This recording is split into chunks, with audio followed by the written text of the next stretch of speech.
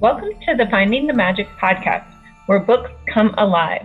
I'm Tricia Copeland, a fiction author and host of this show. If you love books, finding great reads, and hearing about the story behind the story directly from the authors, this is the place for you. Whether you like fantasy, science fiction, dystopian, or romance titles, I think you'll find something to love in my playlist. Listen in to discover something magical about a book or two today.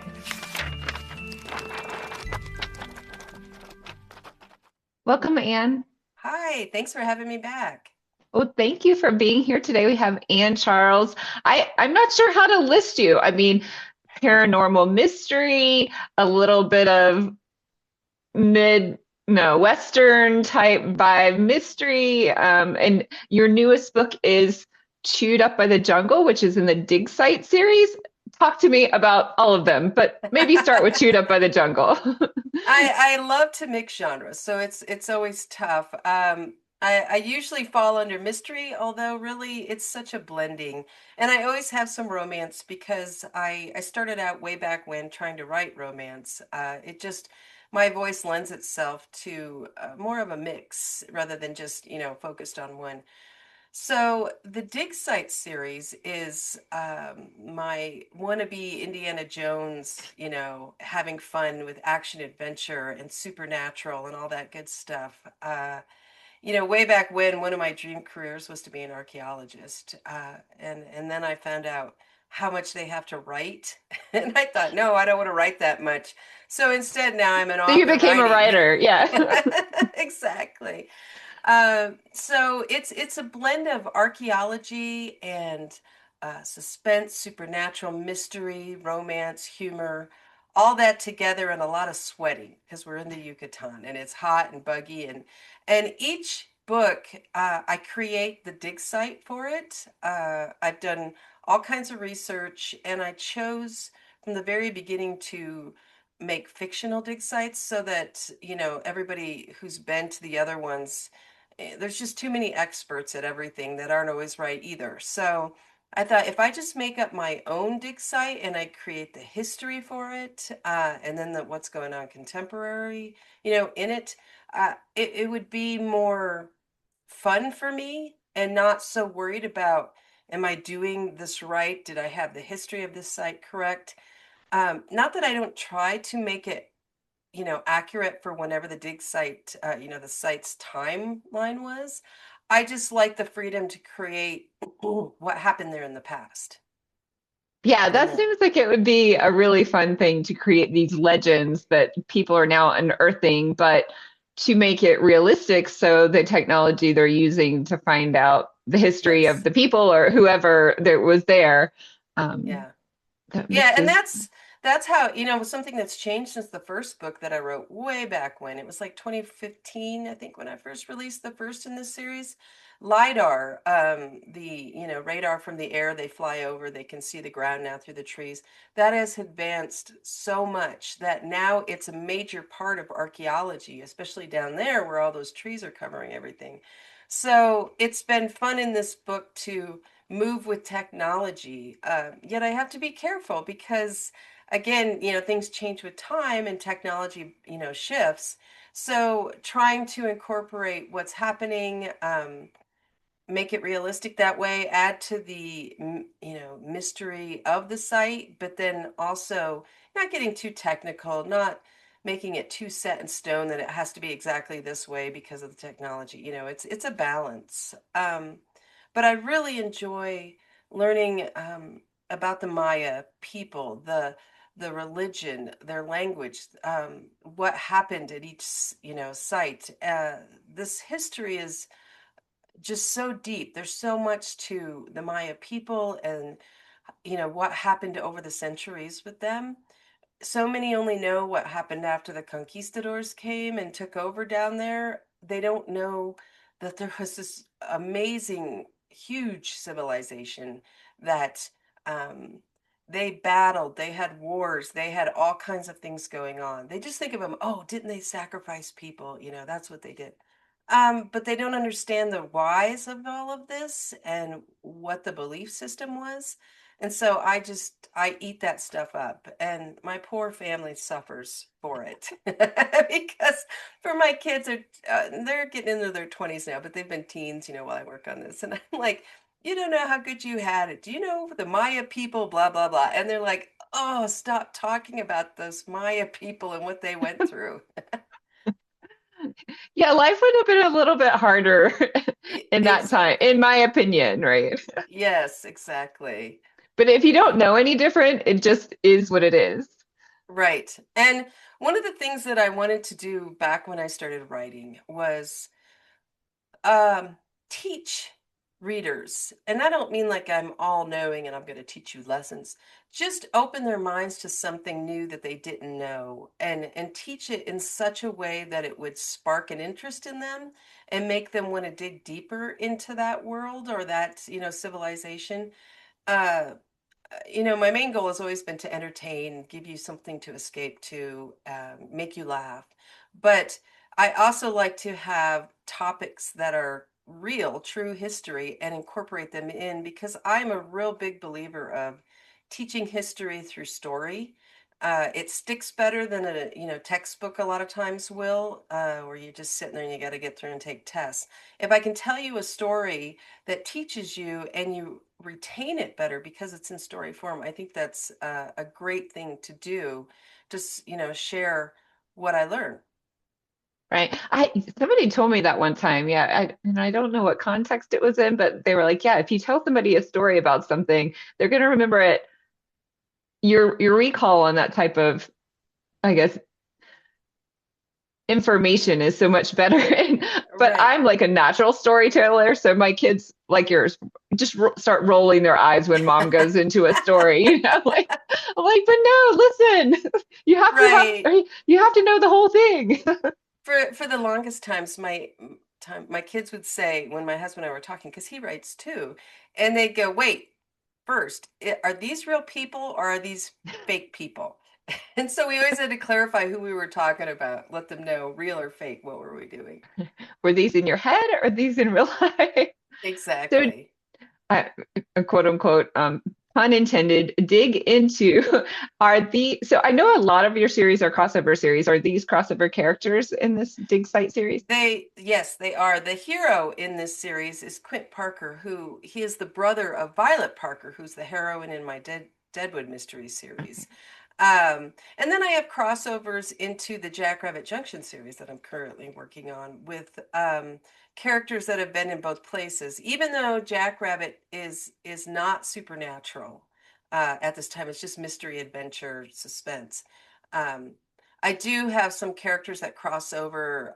Like one of the characters, he's an archaeologist, and he actually had to go up to that area and help with something they found in the caves because he works at the University of Tucson and they're close to Tucson. So I'm able to mix that way and incorporate it into the, world that is Anne Charles. Uh, I'm just imagining this huge like canvas on your wall with all these interconnected people and relationships and sites and occurrences. Yeah, it's so much fun for me to do that, to mix, you know, bring something in from another series, bring something that's happened. And it seems like it's exciting for the readers too, because they're like, oh, I can't wait till so and so learns this about this that happened over in this series, and how they interact. So it's really fun that way. Yeah, I love those type series and those worlds where you just kind of get immersed. In some of them, I don't like, I pick the book up and I don't even realize they're that way. And then I'm like, oh, I remember this person from here. Right, So right. Yeah. It's for me it makes it a more fun experience. I want you to dive into these stories, whatever series you start in, and then it gives you an open door to, hey, if you liked it, go over here and check out this and you'll know this one. It's like going to a party where you know one or two people and then 50 you don't, but at least you know one or two, so you feel like I can do this. I can enter this party and I won't feel that off. right. Well, I would love to come to a party with you and all your characters. Oh, that would be so much fun. I'd be in the corner just watching everybody, having so much fun. So Chewed Up in the Jungle is already available. Yes. And what kind of site is this? So this Oh, dig hints. site, it's this particular one. I've moved around the Yucatan, And I realized the other day I did another podcast and I was saying everything, the words as if I was still in Mexico. We just went last December, and so they emphasize different syllables. Like we say shaman, they say shaman. So I woke up the morning after doing that podcast realizing, oh, they're gonna think I'm an idiot. I kept saying shaman because I got used to the other. So if I say stuff weird, I just want to preface that. I've been working to say it the right way down there, so I didn't sound like, a foreigner down there. Anyway, in the Yucatan, the Maya moved from the south, the southern highlands, which is like Guatemala and all that. The ancient, the long, long ago archaeology records they're finding are in the highlands in that area, south. And then they moved north as they used up their resources up into like Chichen Itza, which everybody knows. That's one of the later Maya civilizations that built it big, at least. Most of these they would come in and they would build a pyramid or a temple over top another temple because they wanted their new building to be there. So just to start with that, because the first book in that series starts up north, like in that area, and then I've moved south, so I've moved further back in time by going south, and this one takes place down near Calakmul and Tikal, which is near the Guatemalan, the border down there. But the fun thing with that is I can go even further back into Maya religion, mythology, whatever you want to call it, and dig deeper into what happened. Well, who was it warring then? Because like Tikal and Calakmul, they fought a long time. They kept having these wars and battles and stuff, and they're like neighboring big cities. So I wanted to set it down there because I wanted to have this be. Um, a, what was the purpose of this site, which is the story question. They're there to try to figure out. It's buried under the jungle. They've used lidar to find it. What was the purpose of this place? It's really weird. It's not like your typical Maya city of that time. There's some walls, there's different things going on that they can see nowadays in the construction and what they were doing.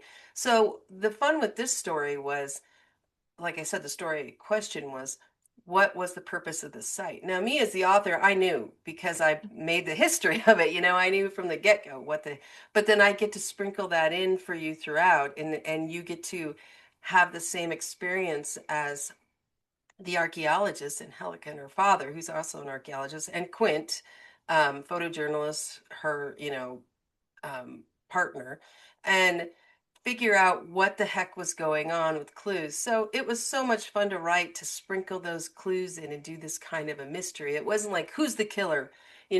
What was their motive? It was, what in the heck was this place? This is just crazy what we're finding here. So that's the main story question in Chewed Up by the Jungle. And then it's, will they get out alive, of course, because it is the jungle, and the jungle tends to eat everything it can, in whichever way, with animals, with the supernatural, with the plants, whatever. Um, I think it came from a John Wayne movie, but my husband here in Arizona says it because he works out in our yard, and he says everything out there will poke you, stick you, or stab you, and that's kind of the way it is in the jungle too. Everything's out to, poke you, stick you, or stab you, and sometimes it's poisonous, so be careful. Yes, I will never forget. I woke up in a hotel room. I went to the bathroom. There was a huge scorpion in my bathroom, and I was like, "Oh, that's a scorpion." It was really big. It was very freaky. But that Yeah, sounds like, yeah, that sounds like a lot of fun. I love mysteries, but I don't like when someone dies, so I don't usually read mysteries. So, and I'm a huge Indiana Jones fan, so I'm along for that ride. Oh, cool. It's so fun. When you start with the first book in the series, Look What the Wind Blew In, and of course that's the introduction to everyone. And then you start learning more about the Maya, and then you get into book two, which is another site, and it's now near Calakmul, like this third one is. And we're getting more into the lore and the history of the Maya people mixed with the supernatural. And it just keeps growing. And I have so much fun writing these books. They just take me probably almost twice as long as a normal book. They are thick books, they're 130K, 125K, which is a longer book. but in addition to the length, it's also every chapter takes research. I stop and I have to go through, and whether it's YouTube videos from colleges, reading papers that I found online from different, professors, um, reading books written by Maya Shaman, reading different, religion based, the glyphs, knowing what the glyphs, how they're going to look and say, all that stuff is part of this. And so it just takes me longer, which I think is why I waited, 7 years to write the third one, because it was like I just have too much life going on and I can't get to it. But now that I've got the third out, I'm already slated to go back to Mexico, possibly in a couple years, and do some more research. And we'll, in probably 2027, I'm going to try to put the fourth out. Fun. Well, and it's neat that these characters have lives in other books. So even if you're waiting for another book in this series, you can jump over and see what's going on in the other series and follow those characters that way too. Exactly. Yeah, you can see what they were doing in the off times, and I really keep track. I pay close attention to the timeline. I have a calendar for the fictional year that this is all going on in, so that I have. If you can either read the books in per series in number order, or you can go to my website and I have a list of all the books based on the timeline when they're happening. So it means some things mix up, as you go. So you can read the different books depending on what time of, what time of the year it is, when it is, and when it falls on the calendar. And then you'll see the crossovers, where I mention in this book, on this series, so and so is going to go to Arizona, and then you go to this Arizona book and there they pop up and they're here for what they said they were going to be. So it's kind of fun that way too. Yeah, that's really good that you had that reading guide uh, for readers because yeah, I love following characters that way. So that makes it a lot of fun. Yeah, it takes a little bit more work. I have to be careful where I plant things, and how I do. But I like to leave a lot of things open. I like to leave certain things, kind of a little wide because I'm going to pull them in later and give myself a little wiggle room so that I can keep doing this. It's like weaving a big rug, and you just have to be careful what threads you pull and where you put, to design it. Right. It's interesting because I talked to some authors who say, they won't publish any books of a series until they get the whole series written Holy because cow. I know. And I was like, well, that's a big endeavor. I wouldn't have enough patience I want something out there, right? Yes, yes. But I have at one point like written myself into a hole, like with the rules of my world. And I'm like, oh, I need the characters to do this, but they can't do this because of this rule. And then you have to go back and massage things or figure out a different way, right? Right, right. Come up with a way around what you wrote and what you put before. So Right. yeah, Right. exactly. Well, what else do you have coming up this year? So, I had big plans, especially right at the start of the year, and then I got this horrible cold that's taken now like 3 weeks to get through. And in the midst of it, I thought, "Wow, you can't get all the stuff you had dreamed of doing. What are you thinking?" And then I started getting better, and I was like, "We can do this. You can make this happen." So I'm working on the Jackrabbit Junction Mystery Series, book number 7, and that is another series where mystery is just the genre that I have to list it with. You have to pick a overall general category, but really it's action, adventure, suspense, romance. That's this series, and it's so much fun. Down in the southeastern Arizona desert, uh, you wouldn't believe the trouble that they can get into down in the little small towns down there with stuff going on. But so I'm working on the 7th in that, and at this time it's called The Charge of the Lawless Lizards. I have so much fun. Excuse me, with the Jackrabbit series, like the last book was Twisty Tortoise Tussles, and I've had the Roddy Coyote Rumble. The names on those books, I have so much fun daydreaming to come up. And it's funny, I can't really write a book until I have the name of the book, which is so I don't know why my brain does that, but it has to think of this title, and then we try to make the story work with the title and have fun with the theme that I come up with. I say we like there's many of us in my head, which you're an There author. are. There are. We're all at the table together making decisions in there. But anyway, I've got this. I'm working on.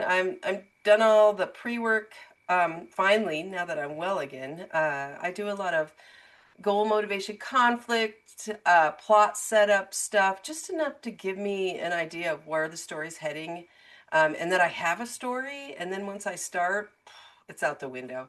I know that, but so this part I do where I do the plot outline ahead of time. It's really high level, just a couple sentences for each, part of the plot.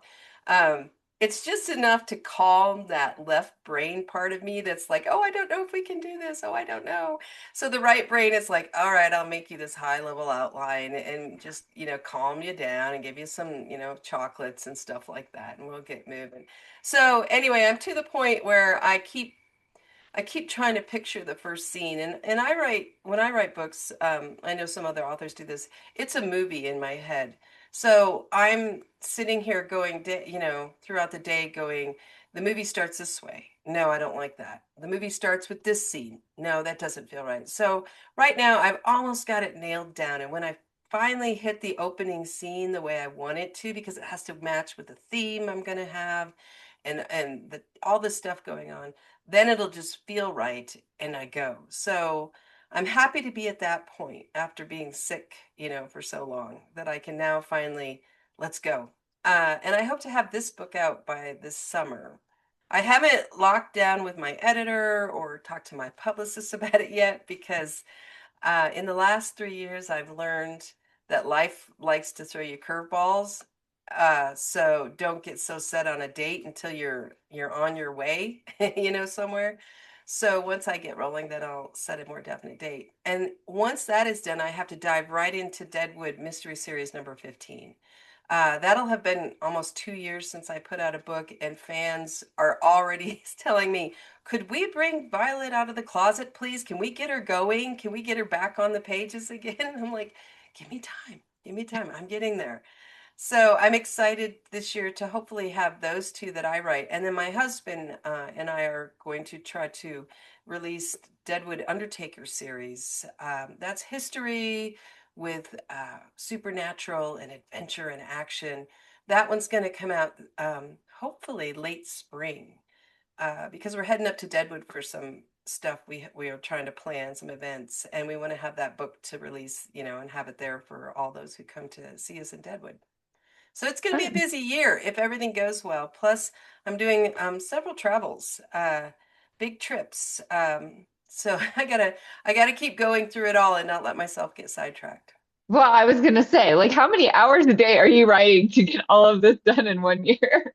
I typically I can once I get rolling, I aim for 2,000 words a day. That's not many compared to a lot of writers. I know writers that are like, I wrote 10,000 yesterday, and I'm like, oh, stop. I'm a slower writer. But the one thing I do have is when I write the stuff, when I moved into the next chapter, the chapter I wrote is set. It's only going to need a little bit of shining or polishing, but it's set in stone. And that's the way my brain works. And after all these years, I've learned to just accept that this is how we do it. Um, it'll take me one of these books, which is not so much research, it's more fun dialogue and character, growth. These tend to take me 3 months to write. They're still long, they're still 120 to 130K, but it just moves a little quicker when you're not doing so much research with every chapter. So that's why I'm hoping maybe July I can have this jackrabbit. And a lot of times I've been getting really bad where I take months off in between books and I pause the writing. And as a writer, when you stop writing, it's like you get rusty, and you got to work through. So I'm hoping to try to get Deadwood 15 started in August because I have a very busy end of September through early November where I'm taking like three big trips. So I want to be able to write then. We'll see.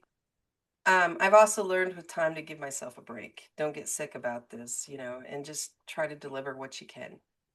Right. I'm definitely with you on the writing every day thing. If I write every day, like the story will flow faster. I can remember what I just wrote. I remember my characters. I don't have to go back and think about it and less brain power, but life, it doesn't always happen. So, Right, right, exactly. well, fun.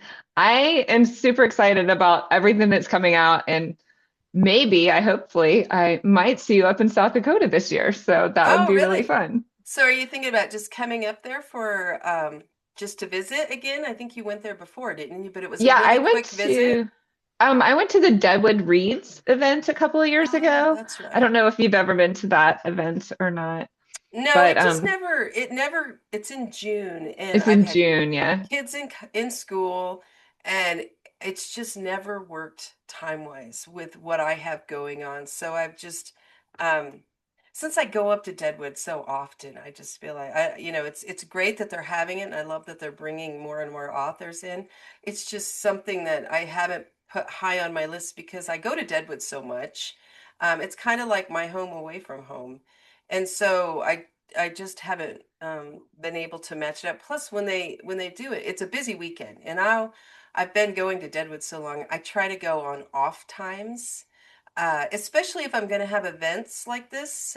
For example, last year we did it during Deadwood Cool Nights, which is a huge car show, and it's really awesome. But it was hard for those coming in to get hotels that weren't astronomically priced because it's a big deal. Getting parking was so hard. So I really aim to go off season a little bit. And so when the fans come for the events, the hotels are really at their more affordable rate.